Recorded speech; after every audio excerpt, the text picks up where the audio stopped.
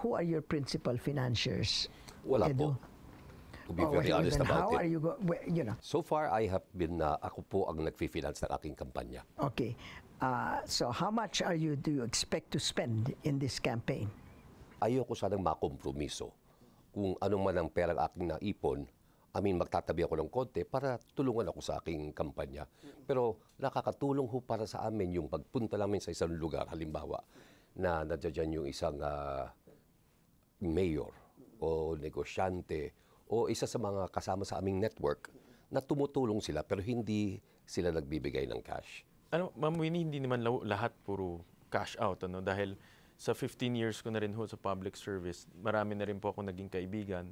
So for example po, pumupunta po ako sa isang lugar, sila na rin po nagtumutulong at nag-host. Temo na, ang naririnig ko sa inyong dalawa, yung mga contribution sa inyo, walang cash contribution, lahat in kind.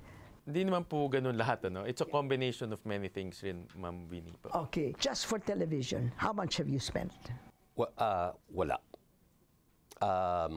Wala pa akong TV commercial at wala pa akong radio ad.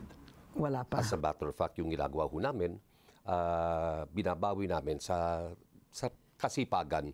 To be honest, Ma'am Winnie, marami pong mga kaibigan po namin na tumulong ho sa amin sa TV commercials. In preparation ho namin dito almost 6 years. And inanalyze ho namin, pinag-aralan ho namin yung aming chances, kung magkano gagastusin, anong klaseng ikot, at nagkonsulta rin ho kami sa amin family. But Sherwin, kaliwat kanan ang mga ads mo. So how much do you think have your TV ads cost na hindi mo ginagastusan? I think po itong mga rina namin na commercials is anything between, I think, mga 40 to 50 million po. That you have spent so far? You willing to spend that much for the entire campaign, Edu? I'm sorry. I don't believe in spending all that much money. May kanya-kanya eh. Saan ka kumukuha ng pera mo? May mga naipon din ako eh. Kung titignan po natin ngayon, may iba-ibang mga platforms kayo eh, hindi lang radyo at television. Kung saan pwede kang maglabas ng iyong mga commercials, nandun yung social media. Last presidential elections, you ran as vice president. Yes, how much did you spend? At that time, ang gumastos sa akin, para sa akin, was aking kandidato, si Gibo Teodoro. He spent all of it.